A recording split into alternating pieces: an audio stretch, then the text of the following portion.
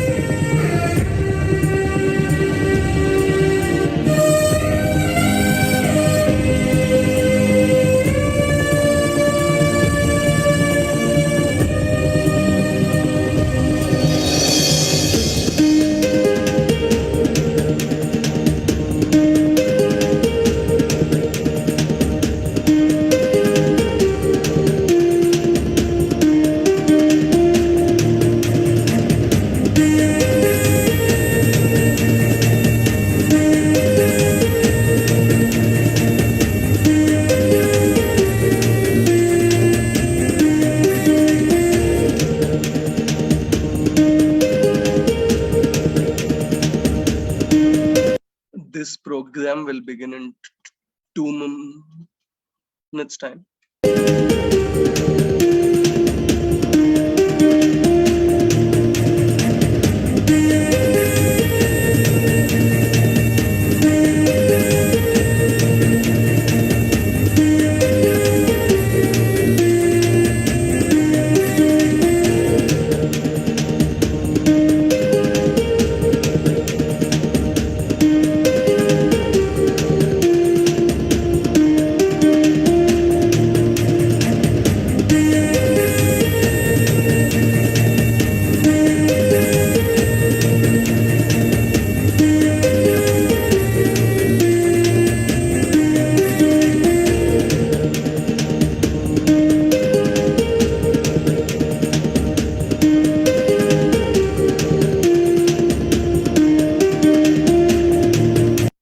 We will begin in a minute.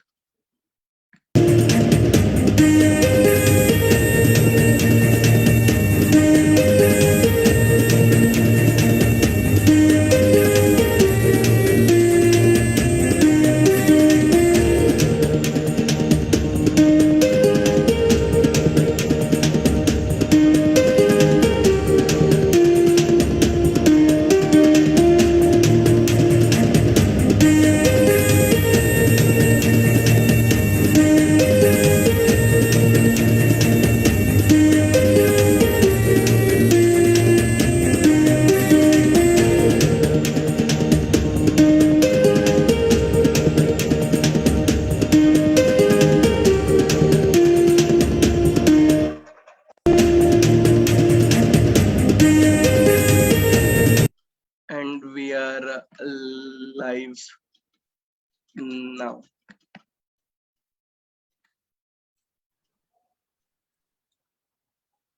Hey there, this is Sunil Menon, your host for the show. At the outset, we hope you're continuing to take all measures to stay safe and healthy. Cooper from the movie Interstellar said, "Mankind was born on Earth. It was never meant to die here." Dr. Amit Samarth would say, "The runner in me was born within Hyderabad runners. I was meant to carry its flag globally." 6,000 kilometers Gordon quadrilateral in 14 days, 5,000 kilometers race across America, 9,100 kilometers Trans-Siberian Extreme. This is crazy stuff. And all this starting with his first ever full marathon, our very own Airtel Hyderabad Marathon, August 2011. Who better to speak to us on our 50th Golden Jubilee edition? My dear friend, Dr. Amit Samarth. It's been 50 weeks since we've started off these episodes of Beyond the Track to educate and inspire us all with prominent speakers from the world of athletics, sports, and fitness as a part of our mission to promote running, fitness, and active lifestyles. Our thousands of volunteers, mentors, ambassadors do this by initiatives such as Couch to 5K, Club Run, Outdoor Kids, Train and Shine, Kids Run, and our signature Airtel Hyderabad Marathon.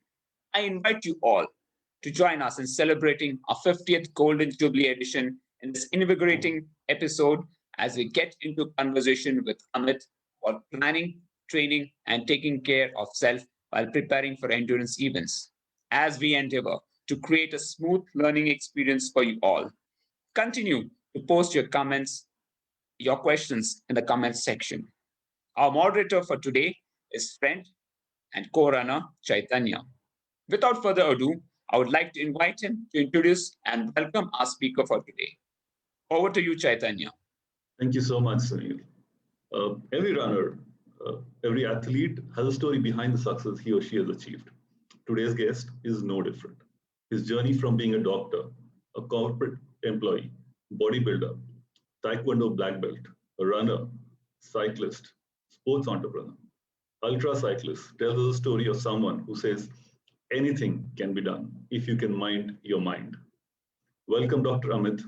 And I and many others will be looking forward to learning some wonderful things that would help us conquer some challenges in our life, and in your case, where you have created challenges to conquer.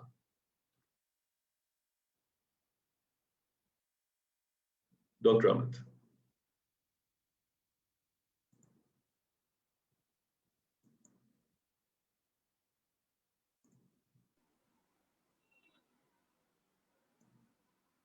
Yeah, hello everyone.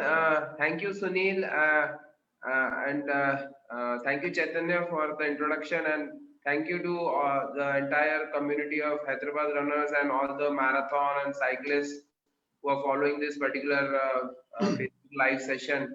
Thank you for hosting me on your 50th Golden Jubilee anniversary for this particular Beyond the Track sessions, and I'm feeling very honored. I mean, it's a kind of a I never thought means I will be actually kind of able to come to this kind of a position where I'm getting hosted for a 50th on the 50th anniversary session, and means I never thought when I started running marathons and all I will be doing something like this. But I still run marathons, Ironmans. But yeah, this is special, and thanks for hosting me. Thank you so much, Doctor. And the pleasure is all ours. You're too kind to us, right? I'm just putting up some of your achievements for people to kind of see and sink in. With your doctor, of course. You've started your own sports organizations, Pro Health, Miles and Milers. You're now also an ambassador for Scott Bikes in India. Okay, this is kind of a small thing, but this is what Sunil Menon was talking about, right? The distances are just mind blowing. For anybody looking at these things, it's like, why? How is this happening? But before we get there, let's talk about your journey, how you started getting into all this, right? Please go ahead, Dr. Samarth. Yeah. Actually, I started all this, way to like in my initial school days. I was like, just a very plump, chubby boy, and nowhere into sports and all. And then, actually, in my school days, actually, in my college days, actually, then I thought I should do something to lose my weight and all. So I joined a gym, and I actually started doing a lot of weight training and all, and then I got more interested into bodybuilding, and so I pursued bodybuilding for almost 4 years very seriously, and I went up to national level. Then kind of got off from bodybuilding due to my education commitments, and my to take up to kind of grow into my own career.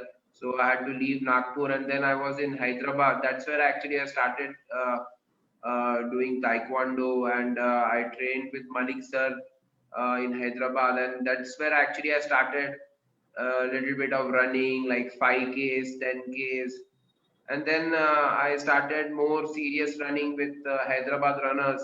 Just at that time in 2010, Hyderabad runners was established. 2009, 2010, and I met Rajesh Vecha in at KBR Park. I still remember, and that's where my journey with Hyderabad runners started. And I started doing marathons, and then I used to do some workout sessions for Hyderabad runners, the Wednesday training sessions where actually that's where, some systematic training started in Hyderabad runners. I think the old members of Hyderabad runners will remember this Wednesday training sessions, but of course now Hyderabad runners is very big and there are a lot of different training partners. But I was actually the first one who actually started doing these Wednesday training sessions. Next slide. Yeah, and then even after moving out of Hyderabad, we used to still come and volunteer our time at Hyderabad Marathon. Here you can see me with Sunil and Sunita, and this is a picture from one of the marathons which we actually came to volunteer for. Next. So So that's and then yeah. Good. and then I I, started running Ironmans, doing Ironmans. Actually, I was inspired to do Ironmans by Sunil only because Sunil started training for Ironman, and he told me that there is something like Ironman and all which you can train for. So at that time, I only used to run marathons and half marathons, full marathons, and I was fine with that. Then I thought, why don't I try something like Ironmans and all? And Sunil was the person who actually got me into Ironmans, and then of course till now I have done around one full Ironman and 16 half Ironmans. So I've done a lot of half Ironmans, and then I moved out of Hyderabad. Uh, and I was working as a chief operating officer for Save a Mother Foundation. And in 2015, I took a very major decision in my life where actually I left my full-time job as a chief operating officer of Save a Mother Foundation, and I actually went back to my hometown Nagpur and I started Miles and Milers Endurance Sports Academy, and I started training people, giving training to run marathons, Ironmans, and and we also started organizing marathons in Nagpur. So that's what I wanted to do as an entrepreneur, to start organizing marathons in smaller cities of India. And I chose my own hometown Nagpur, and I came back here and I started Miles and Milers. So it was a major decision. Means that's what I always tell. Means you never know what's gonna happen in your life, and I never thought like I will actually take up endurance sports so seriously. Actually, I was more inclined to become a sports entrepreneur. But when I came back to Nagpur, I started training more. I started training more rigorously, more systematically, and I improved a lot. So that's where I actually also got my first step into ultra cycling. So next. Yeah, so this is my first step into ultra cycling in 2015. I did Deccan Cliffhanger in around 28 hours from Pune to Goa, and before that did a 650-kilometer bike race, and before that I had never done more than 200-kilometer cycling. So directly from 200, I directly went to 650 kilometers, and we went non-stop in 28 hours. And my friend Anirudh, Chetan, and Dinah, they crewed me, and that's where I started more into seriously into ultra cycling. And then one of my friend actually, Mr. Bhanu Rajgopalan, he kind of promoted me into ultra cycling. He said, "Why don't you try ultra cycling? This is something which you are very good at." And I was actually very happy, with doing marathons and Ironmans. But ultra cycling was, totally different world, and it's because it's the only thing means one of the talent which I had is to I could go sleepless and bike for days together. So that was the something which means my friend identified, and then he told me, why don't you do RAM? So RAM is like Race Across America. So yeah. So can you go back to the slide, previous one? Yeah. So that's where actually I always talk about, because if I would have thought about too many calculations and all, I would have never started ultra cycling, and I would have never got all these races done. So I always tell everyone that life is a back of the envelope calculation. If you just do little bit of calculations and all, and if you don't like think too much, you generally end up taking negative decisions. You don't take decisions because you just hang around. So you just have to shut up yourself somewhere and you have to take a decision. So I took a very major decision, to do Race Across America. Next slide is, yeah. So what is Race Across America? Race Across America is a 5,000-kilometer bike race from west coast to east coast of America, and you only get 12 days to do this. Means 12 into 24 hours, which is 288 hours. So you get 288 hours. Within that 288 hours, you have to bike from west coast to east coast, and across 4 time zones. It has a lot of elevation gain, around 40,000 meters of elevation gain. There is a 900-kilometer Arizona desert and all. There are mountains in the Colorado. So you have to bike across America and non-stop. There is no extra time to sleep or change clothes or do something else. So next slide please is, so that's what. So do Race Across America successfully is you have to bike at least 450 kilometers a day straight for 12 days. So it comes down to almost cycling 21 to 22 hours a day, sleep for a couple of hours or 1 hour. And as I told, it has an Arizona desert in between of almost 900 kilometers of desert. So you mostly are eating on the bike, and you only get down to change clothes, change the bike, or sleep or answer nature calls. That's what you actually do end up. So it's one of the voted one of the most extreme race in the world. It has a very long history of 40-year-old history. And when in 2017, by 2017, no Indian had done this race successfully. So that's what. So next slide. This was my team in Race Across America 2017, and it was a rookie team. Most of the people from Nagpur. Next slide. And this is my photograph at the finish. We did the race in 11 days, 20 hours, and I became the first Indian to do the race in my first attempt. And a rookie rider means with no experience much of doing such long race before. It was a super tough race, and the most difficult part was, it was I was doing something like this for first time in my life, and it was really special. At the same time, it was really hard. Means I still can't. I still remember a lot of very difficult part of this race, because I had dehydration in the desert.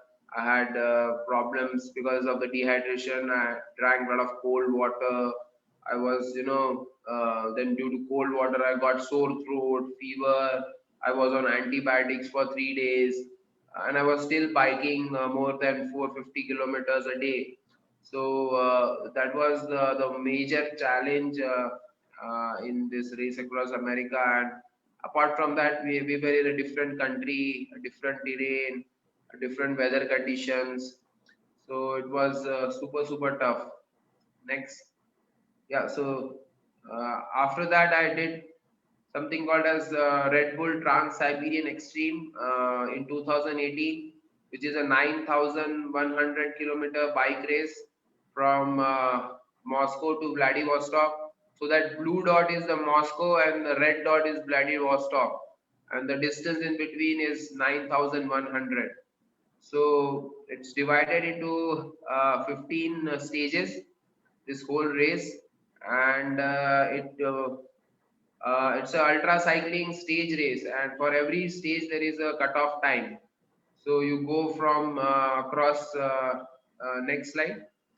Uh, next. No, I think you have to go back, please.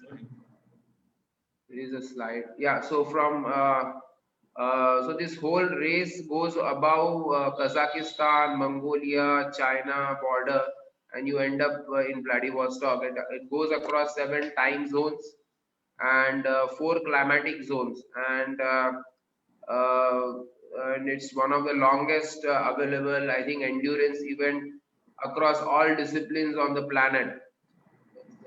There is nothing as big as this race, 9,100, and it is in very extreme weather conditions because it's in Siberia, and of course the race happens during summertime. And next slide. Uh, and these are the 6 riders who actually started the race in 2018. And next. And yeah, as I was telling you, like before this, so it's extreme of weathers. Like in the daytime, it used to be very hot, more than 30 degrees temperature, and in the night, next slide, it used to very cold. It can rain. So I had some sections where it was raining like for 600 kilometers straight. So there was no dry region.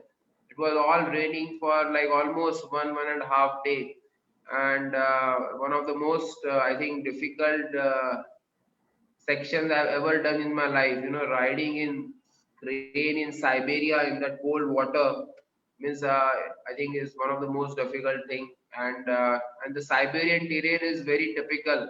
It's like this rolling hills, so it's never flat.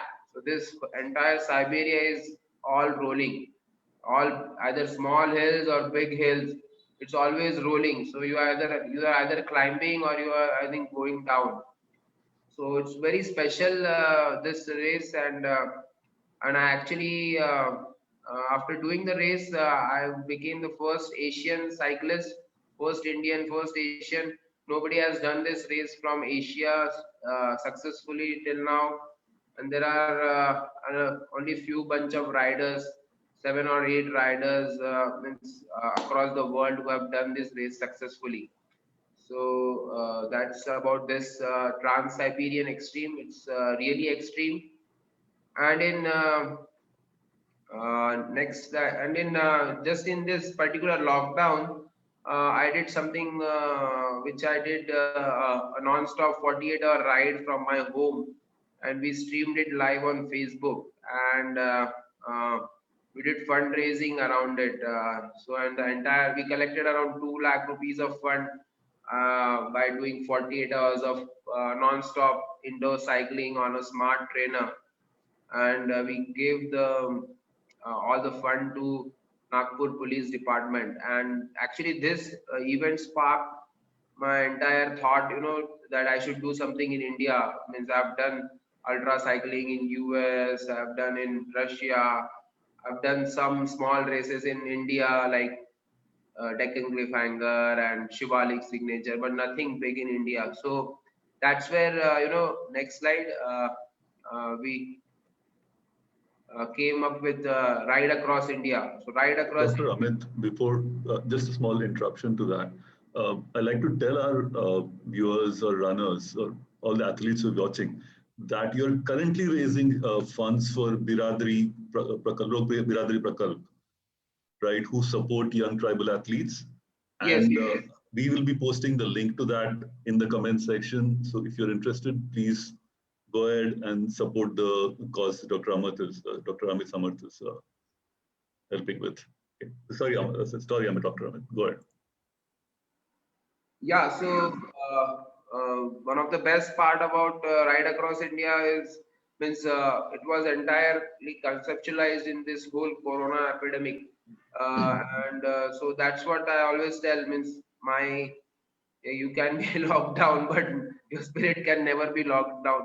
So we planned this ride, the 6,000-kilometer ride on the Golden Quadrilateral. So I will tell just a bit about Golden Quadrilateral. What is this Golden Quadrilateral? It connects all the major metros of the country. It starts from Mumbai to Bangalore, Bangalore to Visakhapatnam, Bangalore to Chennai, then to Visakhapatnam, then from Visakhapatnam via Bhubaneswar you reach Calcutta, from Calcutta to Varanasi, from Varanasi to New Delhi, from New Delhi to Jaipur, then Udaipur, then Ahmedabad, and then back to Mumbai. So it's 6,000 kilometers. We did this ride across India very just now in last month from 15th of Feb to 28th of Feb in 13 days, 9 hours, and this is in record time, and it's a record in itself. And by doing this particular ride, we actually raised funds for Lok Biradari Prakalpa, which is 8,50,000 rupees till now. And as Chaitanya has said that, we are posting link on the Facebook. So if you want to contribute for this particular cause, you can still contribute. The link is live. And so Lok Biradari Prakalpa is very special. And please support this cause. Next slide. Rain ride across India has its own major challenges. So we had one of the major challenge was the truck traffic and the road conditions in India is very road in this case, the road was pretty bad. Yes, the roads are some places are very nicely done. Extremely, you feel as if you are in some foreign country, but it's a lot of sections are still under construction and there is a lot of work going on. So it is a very big challenge to ride in India and keep riding for such a long distance. And apart from that, road conditions, then random traffic. So that's what we did. And apart from that, a lot of traffic jams we came across. And Right. next slide. Yeah. Sorry, go ahead. Yeah. Yeah. So this is the slide which says around that you did a lot of technology. Sorry, I'm sorry. Go ahead, please. yeah. Next slide. I would like to talk. Yeah, so the ride across India is very special because we had one of the first or the only ride in India, and very few examples where it is the entire ride is live track. So we had a satellite tracker on me, and then we had a website on which was available, and anybody could see my exact location on the route map. And I was wearing a lot of sensors like heart rate monitor, core temperature monitor, and all my bikes had power pedals, Garmin power pedals, and I was also wearing something called as muscle oxygen monitor. So so I was wearing a lot of sensors in the entire 6,000 kilometer ride, and we collected this data for the entire 6,000 kilometers. And by doing this we actually created an entire biosignature of the ride, and apart from that we also have the satellite tracking data. So that's what makes ride across India very special. And this was my crew. Almost 20 people crewed me, and we had different teams. We had a team from Mumbai to Calcutta, which crewed me for 6 days. Then we had a team from Calcutta to Mumbai for the next 3,000 kilometers, which crewed me for another 7 days. So that's how we were able to do this ride across India. And it's not just it's a solo ride, it's a massive organizational work, because I can say when I was riding there were almost 100 people working in the background. We had crew team, we had a technology team which was looking into the website and tracking, we had a nutrition team, we had a team we had a social media team which was posting all the updates on the social media on different platforms. Then we had a team to actually coordinate with different Rotary clubs across the country, and we had a team to coordinate with different cycling and running clubs across the country. So we get one of the best thing about Ride Across India is, we got massive amount of support from all different running and cycling clubs wherever we went, and also Rotary clubs. And but this was a massive organizational work, uh, and lot of people put in their time. I can mention some of the important people like Anirudh Pandya, Milind, Jitendra Nayak sir, Vivek. Jitendra Nayak sir was our crew director, and so he had put in massive amount of time to do all the planning and coordination. So that's what. So ultra cycling is, even though it's a solo sport, it's a team game. So that's what I always talk about ultra cycling. Even I am the only guy who's riding all the time and non-stop. But it's a very big team which actually works in the background, which actually makes things happen. So it's a We'll move on to the most important team of all of it, right? yeah. So of course my family is a massive support. My wife Mukul, my mother Vijaya Samarth. They are the biggest pillars. They have been always. So this is a picture from Race Across America at the start point of Race Across America, and you can see my son also in the background. So so all these things can only happen if you have a major, massive support at home.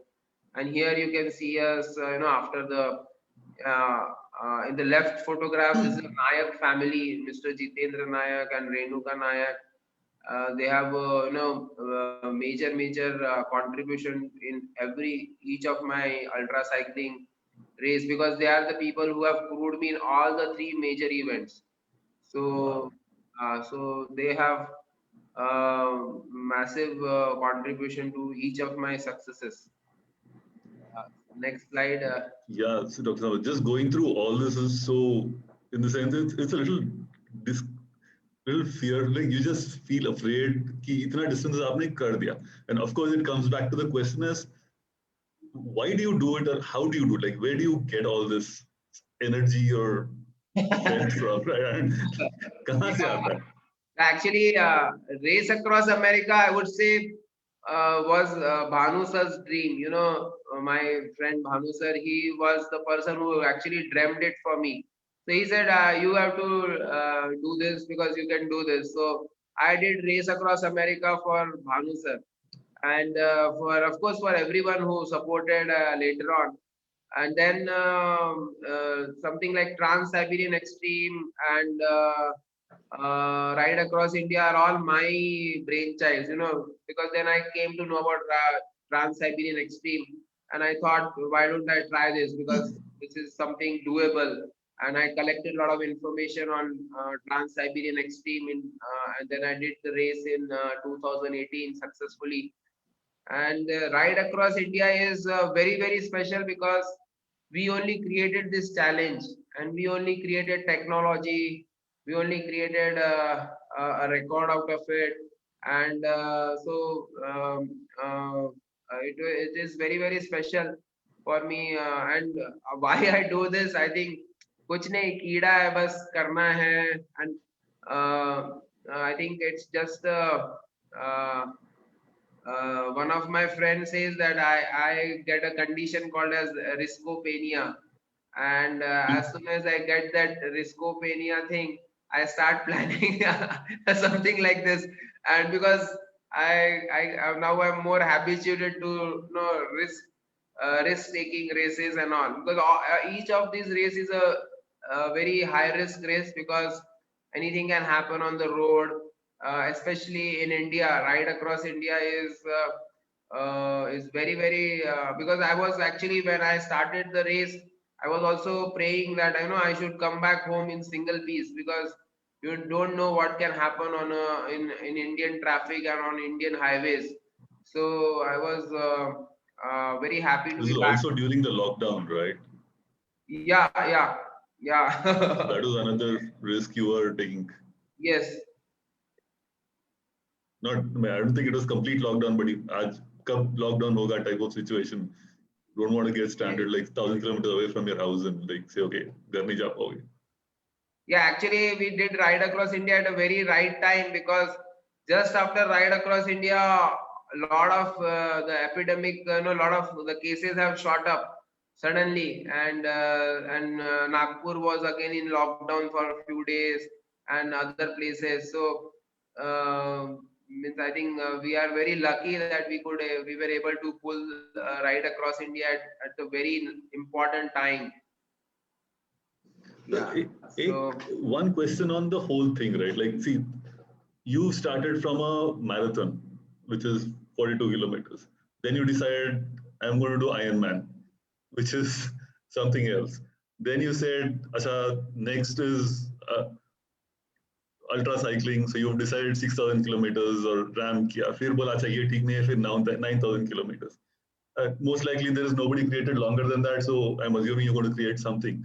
But deciding to do something, like we all decide, a lot of us say, okay, kal main marathon ka training shuru karta hu. And 2 mahine mein you will be like thinking, bhai, kiss mein phas gaya hu main.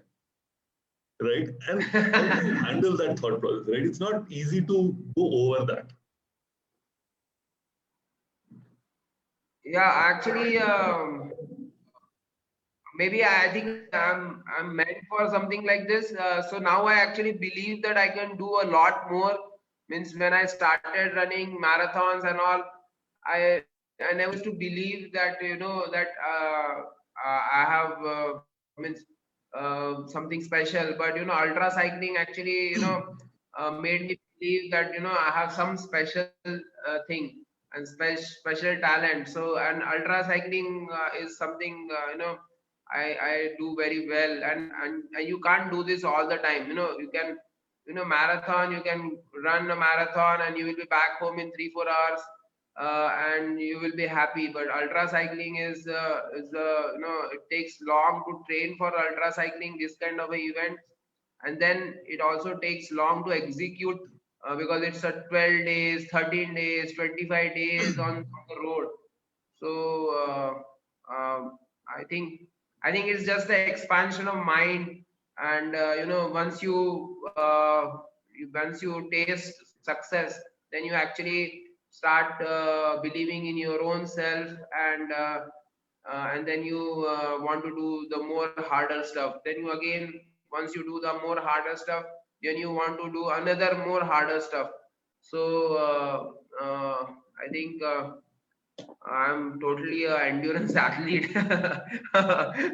See, a lot of us, when we say harder stuff, more harder stuff, we are saying, "Acha, एक marathon कर लेंगे, 6 महीने बाद दूसरा करेंगे, maybe ultra करेंगे." But you are like choosing a peak after a peak after a peak. No, but like if I have to do what, like I don't think I'll do it. But in case there's somebody in our uh, uh, viewers or anybody who's going to view forward, say, "Acha, now I want to do this 3,000 kilometer race. I don't know where it is, but somewhere it is. But if you want to train for that, you're not going to ride 3,000 kilometers to train for 3,000 kilometers." Yes. So So that's what special about ultra cycling is, because we can never train for these distances in training. When I will give you examples of ride across India. Like my longest training rides were 300 kilometers. Like I used to ride on Saturdays and Sundays, long distances, 200, 250, 300, and then other week on the weekdays I used to do indoor training at home, and then I used to do strength training. So that's the only, and I used to never used to ride even every day. So so that's the special thing about ultra cycling is, you can never train for the distance. It is a mental and physical build-up, because your physical build-up is only to a level. You can only physically build up, but you have to mentally build up. You have to physically build up to mentally build up. Then you again physically build up. Then you mentally build up, and then once you so that's how you climb up, and then and then you go and release that entire energy on those 6,000, 5,000, and 9,000 kilometers in ultra cycling. So that's how you do this. But once you've gotten into that race, right? Like, let's say you started RAM, which is like 12 days, and you mentioned that you were sick, you had to be on antibiotics, you were sometimes had to be taken care of, right? Now, is there any point in that whole journey where you say, okay, do I make a decision now? And how do you take that decision? Like, who takes it? Like, you, your crew, if at all somebody has to take a decision. कि आज rest करना है नहीं करना है what is it? Yeah, generally in race across America, my crew was taking the decision, that Amit, you should rest or you should ride and all. But if you compare it with ride across India, here I was taking the decisions. Now I'm gonna rest. Now I'm not gonna rest. I want to ride. So I think now I'm actually, the more I train and the more I do this kind of races or events, I get more and more confident about my strategy, and I can actually reduce my sleep to 1 hour a day and then ride 23 hours a day. That's what actually my aim is, to just rest 1 hour a day and ride for 23 hours a day, and then keep doing this for days together, and then means I can actually become more and more better at this. But once you finish the race, you come and sleep for like 7 days or something. Or how do you do that? You've got to recover some, I assume. How do you handle that? There is a recovery phase to such an endurance activity, right? You have to feel better after that. Yeah. So yeah, actually, means there is no recovery in ultra cycling. It's all mind game.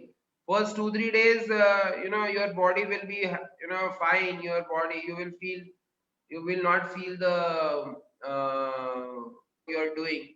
From third, fourth day onwards, you will actually, your body is all gone. Means it's only your mind will. Then you only have to believe in your mind and your those. I don't know what physical capacities, where you have to actually dig in very, very deep. So you actually go way too deep inside and you dig those energies out of yourself and do something like this. Because there is no recovery or something. In marathon, you can convince, you are at 34 kilometer or 36 kilometer, you can convince yourself, no, it's only another 7,000 meter or 8,000 meter left, or 8 kilometers left. But here it is like, oh, I've done 1,000, 2,000 kilometers, and there's another 4,000. So it is like, but that's the magic of ultra cycling. You can there is a human capacity which is there available. It can be, you can train for this, and but yeah, you need ultra. I won't say ultra cycling is for everyone, because you need some kind of a crazy mind, to do something like this. Because going sleepless and riding for 22, 23 hours is all mad guy's job. It's not. You also call yourself the Ghost Rider. So I'm assuming Yeah, that has something to do with all this. yeah. So Ghost Rider is a term which I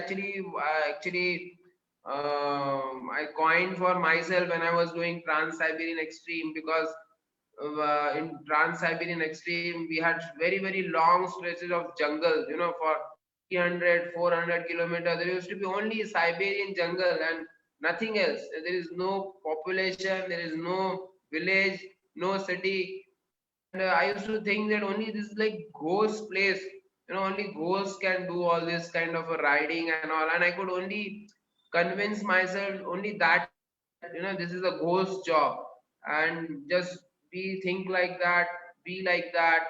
I've almost went into kind of a trance in that Trans-Siberian Extreme, where means for those 25 days I was in some other zone. So actually, that's another reason why I do ultra cycling, because I can only hit that zone in ultra cycling. I don't hit that zone in day-to-day life. And after a few days, I start craving for that zone, because that zone nobody can understand. It's only I can experience it. So because I want to hit that zone again, I do ultra cycling. I probably am repeating a little bit of the question, but then this is a question I can ask you, and I don't know if many other people can answer. Like, you also are a doctor and you are an ultra cyclist. So how do you see your body change from the time you started to what you are today, right? It is what you are doing is superhuman, right? It's not for everybody. Not everybody can do it. We want to do it, but I don't know if we can. How do you think your body has changed medically, or even from a layman's term, if you think about it? Is it you feel it's getting better? You don't look your age, that's of course, but anything else that has changed? Yeah, means it's only the mental, the mental build up is. I'm very more stronger every time I do something successfully. You get more mentally stronger. You start believing yourself a lot more. So there is a massive mental, what do you say, growth, a very massive mental growth. And of course, it changes you physically, because you have put in more training hours. Then you have put in a lot of, so it changes you physiologically, of course, because you will be a better, your heart rates will go down, your heart will be more physiologically adapted. You can very easily pick up training again, because like the ride across India was so well done, especially in nutritionally, on the nutrition aspect, because my crew made sure that I'm taking protein shakes, I'm eating 10,000 calories a day. They were managing my logs. They were telling me exactly that, Amit, this is what you are eating every day, so you have to eat more. So all thanks to the nutrition team, and then so because of that, I was almost recovered. It means I was on the ground on third day after finishing ride across India, and now I've means started training again seriously from last week. So nutrition makes a very big difference, and of course physiological adaptation is there, and then but there is this massive mental growth that yes, means I planned ride across India. I created my challenge. We created a challenge, and then we did it successfully, and we fundraised it. We created technology for this. Means it gives me a massive kick, and it gives me massive confidence to do better at Iron Man and whatever I do next. Ironman, so now it must be a warm up or some such thing, right? I'm assuming. But, No, that is also wrong. Every no, I'm just joking. I understand every it's race tough. Yeah. has its own challenges. Every race has its own. It has to be respected. Whether I it's a agree. 10K race, whether it's a marathon or Ironman, it has to be respected. You have to train for it. You have to put in training and then only do it. I agree. And sorry, that was just a joke, but a bad joke nevertheless. So, the just to close out that discussion related to your training, right? Like, the major part of it, like you said, is psychology. Like, how are you training your mind? Like, one of the statements you make, which is the title of the webinar, is also like "Shut up, mind," right? And over, we've heard from our trainers, our mentors, our friends. They said, ये सब mental बात है यार, हो जाएगा, like decide and it will happen, right? Or कि अच्छा, like you can work as much as you want, but when the day happens you still have to use your mind, right? Or stuff like that. But you are saying चुप बैठने को बोलो पहले उसको, then you control your mind. So how is that, like how did that come? Means yeah, that shut up mind is actually generally, the cyclists, they all it's a very popular quote in cycling, shut up legs. So then So then I said, what ultra cyclists would say? I said, ultra cyclists would say, shut up mind, because ultra cycling is so much mindless, it's kilometers and all. So you actually have to, stop thinking about it, because if you think about it, you will not be able to do it. So you have to just, take 1 kilometer after another. A lot of people ask me how you do this. I tell them I only think about the next 50 or 100 kilometers. That's it. I do first 50, this 50, 100, then I think about the next 100. That's the only way you do ultra cycling, and just keep a mental sum of what is happening in the background, and that's it. So So let's step over to some of the questions that we've got from our racers. I'm sure they'll be as intriguing as I'm flabbergasted. I'm sure these guys have better questions. So this is a question from Arthanarishwaram Panchanathan. He says, race across America, sleeping only 2 hours a day, 12 hours straight is tough. Does it not, not sleeping less than 2 hours affect you? yeah, of How course, you managed? it affects you a lot, because sleep is important for the mind to work properly, for your brain to function properly, to be coordinated and all. If you actually look at some of the toughest commando trainings and all exams, so they go sleepless for 5 days. In our India, the toughest commando exam, where you actually go sleepless for 5 days. But here you are actually going sleepless for 12 days, 13 days, and it definitely affects your mental coordination. And but what I understand is, if you get very deep sleep, so that's what I always used to try to do in ride across India. Like, I used to only get 2 hours or 1.5 hours, but I used to try to get very deep and quiet sleep. If you get very deep 1.5 hours sleep, even if you are trained well, you can easily ride 22 hours. I mean, of course you need a mad guy to do that, but a crazy character, but it's possible. There's more questions actually. Uh, for an ultra cycling, this is from Nilesh in Galway. For an ultra cycling distance, which are the essential gears? Did you complete those races with cleated shoes? Yeah. I was using cycling shoes, cleat, pedals, and all. Okay. So there's one more from Kshitiz Bure. Says, considering all your massive ultra cycling events, did you ever have this fear about what would have been the consequences and results if you have not completed the events in the time? Because there must have been many people expecting something from you, right?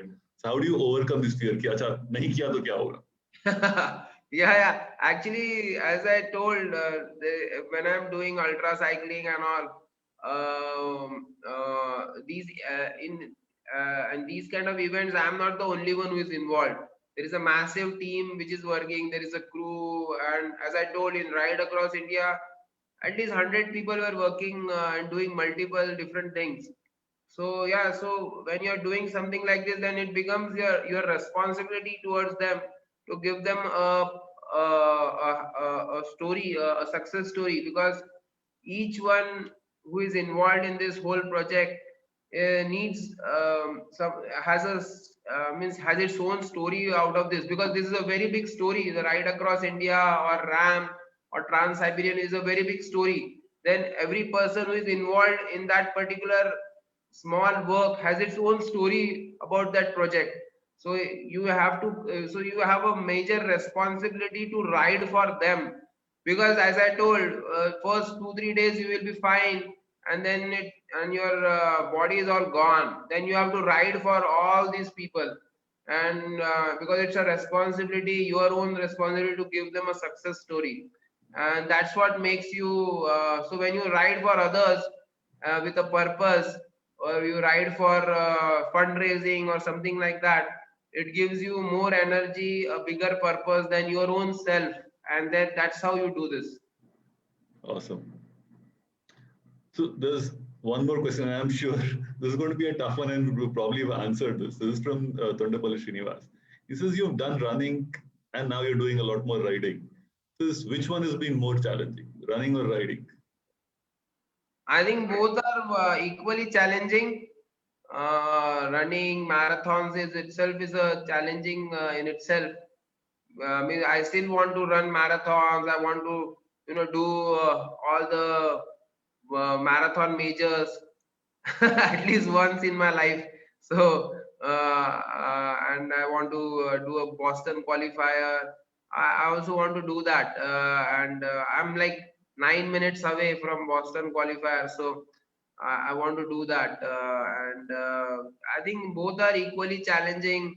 If you every sport is equally challenging. Once you want to excel at it, you have to work hard at any sport. So there is no such thing like easy sport, that this is a easy sport, this is a difficult sport.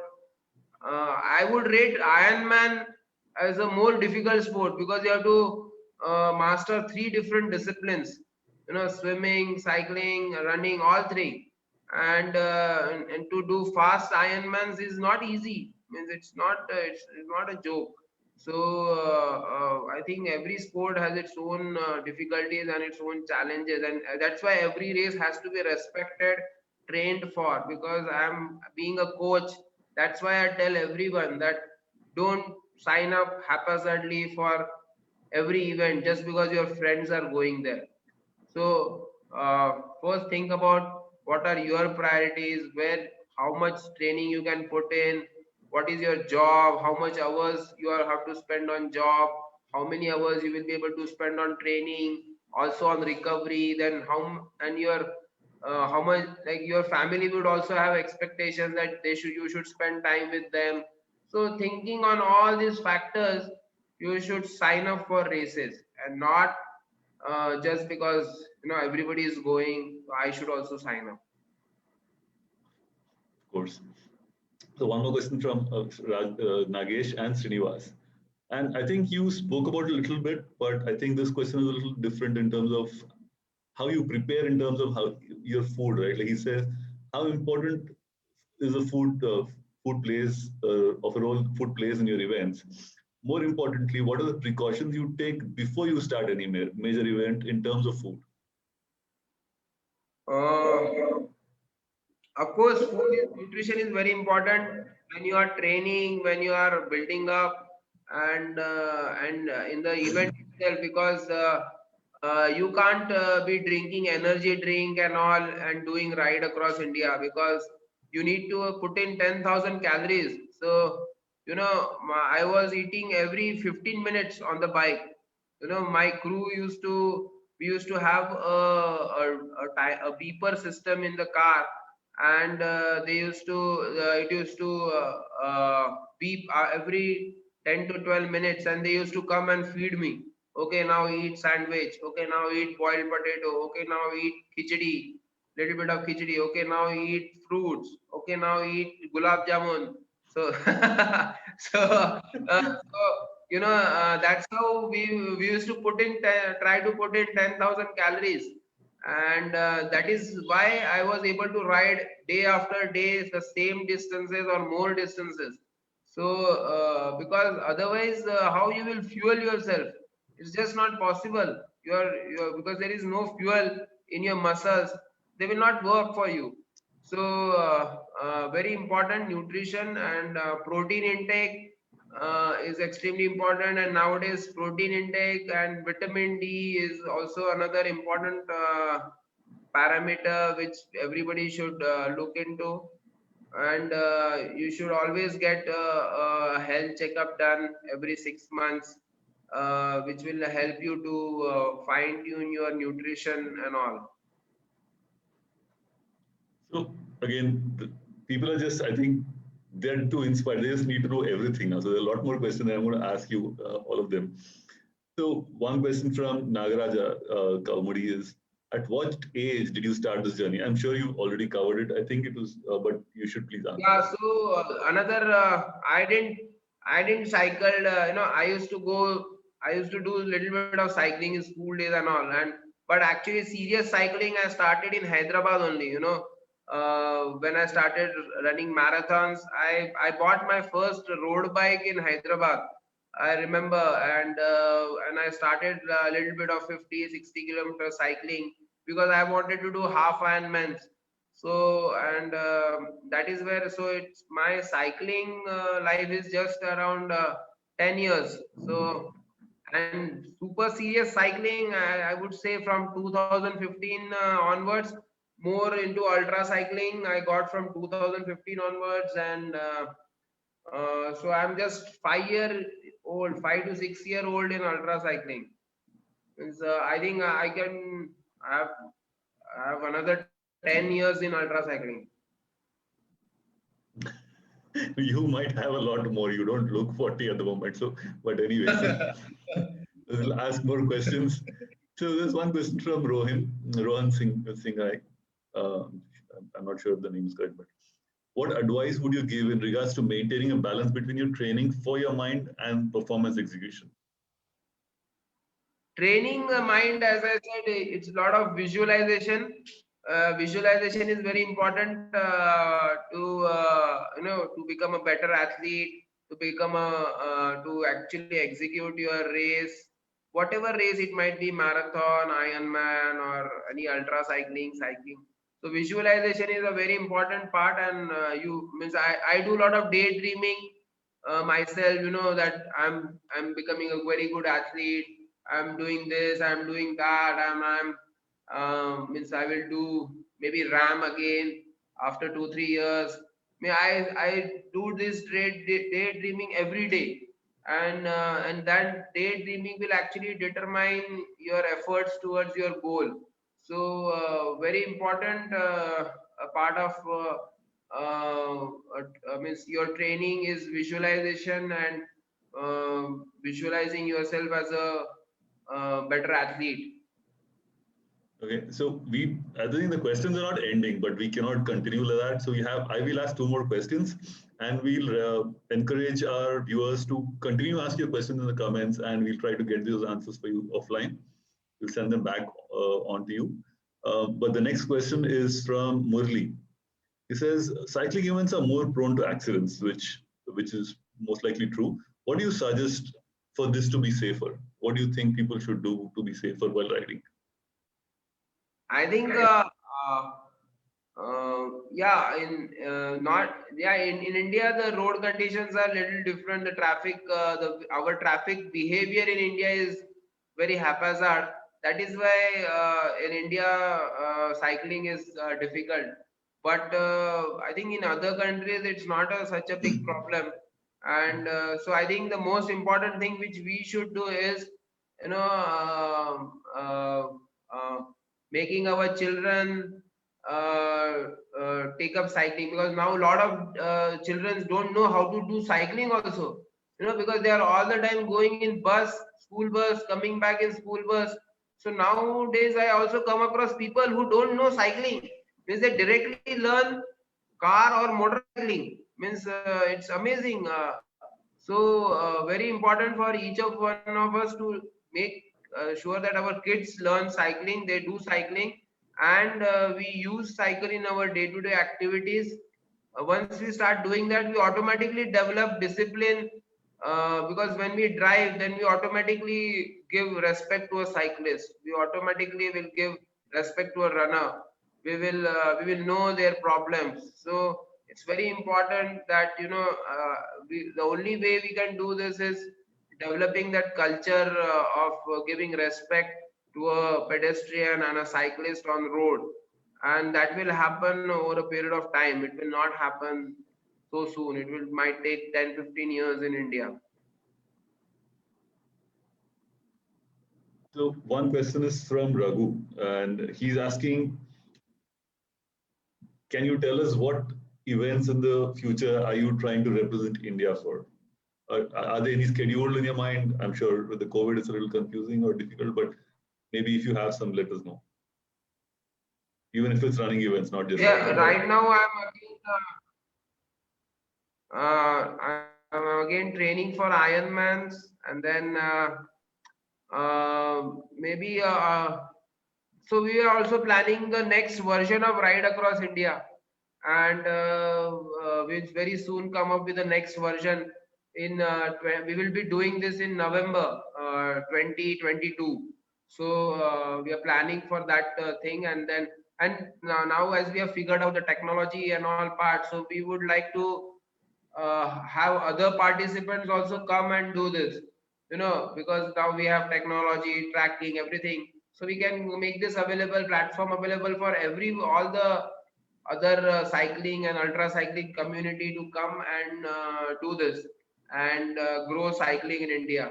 So that's what we want to do, because and then I think that's it for now for Ironmans and a ride across India, and maybe RAM after 2 3 years, RAM again, a race across America again. Okay. So there's one last question, and it's not from anybody. I think it's a general question: is in all these years of cycling, is there one event, one not event and events, and one moment in time or 1 hour or one where you thought this is the best thing that has happened to me? Like, like maybe after 4,000 kilometers in RAM, you thought, oh, like, this forest is awesome. Or I don't know what it is, but is there anything that you can remember for us? There are many such moments, I think, in ultra cycling, but I can say one moment in Trans-Siberian Extreme, when I was riding along the sides of Lake Baikal. So Lake Baikal is the deepest lake in the world, and it has it has 20% of the world's fresh water. So just imagine 20% of the world's fresh water at one place in Lake Baikal, and it is 5,000 feet deep. And we were riding just by the side of Lake Baikal. I think it was one of the very magical moments in my life. And it's a magical place in itself. So I think that is something which is stuck in my mind. Uh, that means that is what I could think of immediately. So That is just imagine it. It sounds awesome, right? 20% of water is a lot of water.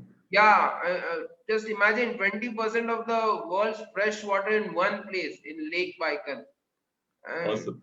it's awesome.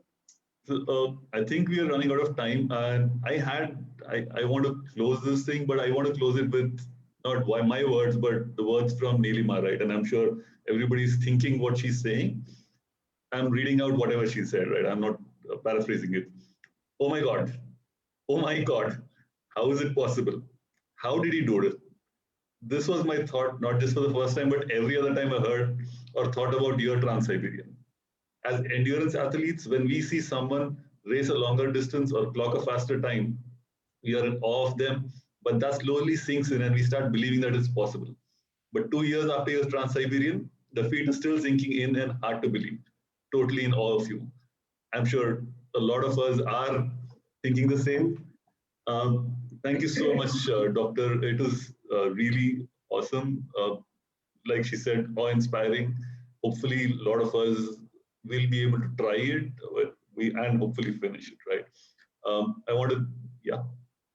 Yeah. Means of course, sports is for everyone, and I think cycling means maybe not everybody would like to do ultra cycling, but cycling is a amazing sport, and every runner should use take up cycling, as it's a very good cross training.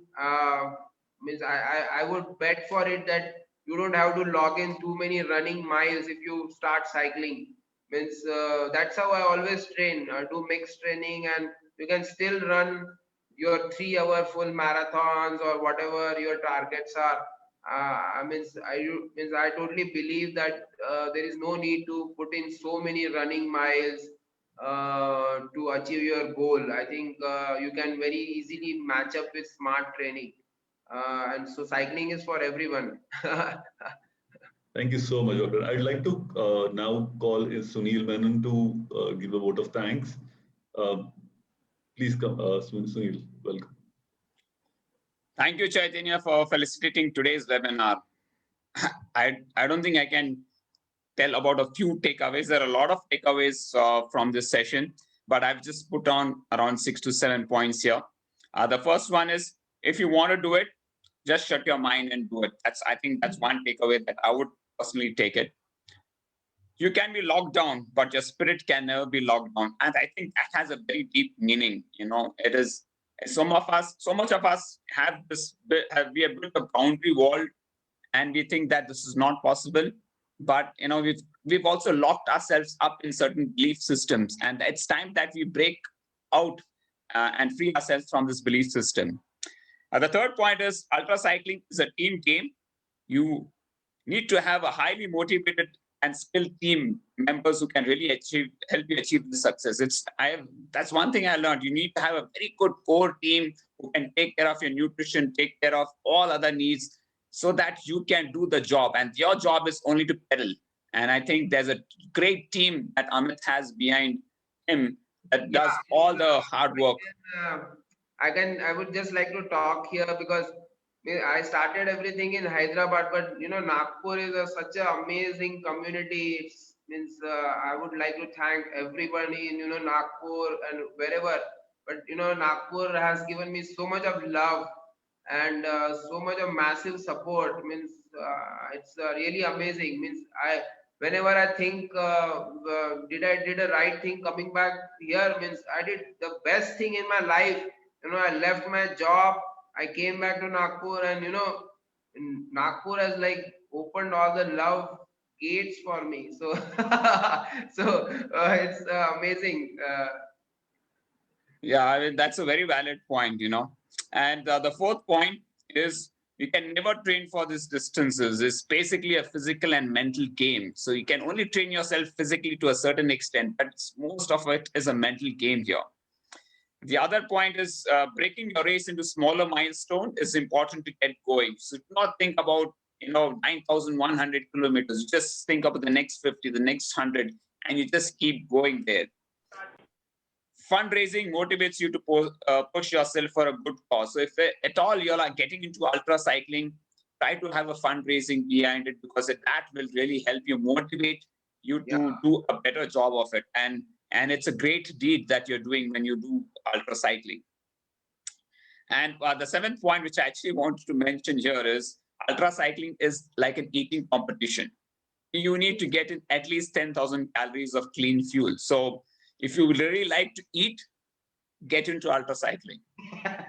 That's a good point. Thank you so much, Amit, for these valuable inputs. And thanks for taking time out and sharing experiences and learning with us today. And to our audience, thank you for spending your time with us today. The recording of this event will be available on our Hyderabad Runners Facebook as well as the IHL Hyderabad Marathon YouTube page. Please come back to watch again and share it on your social media profiles and to others who can benefit. #Hyderabad Runners, #Beyond the Track. Well, we thank you for being part of our 50th episode. Until next time, this is Sunil Menon from Hyderabad Runners signing off. Stay safe, stay healthy, keep learning, keep running. Bye-bye. Bye.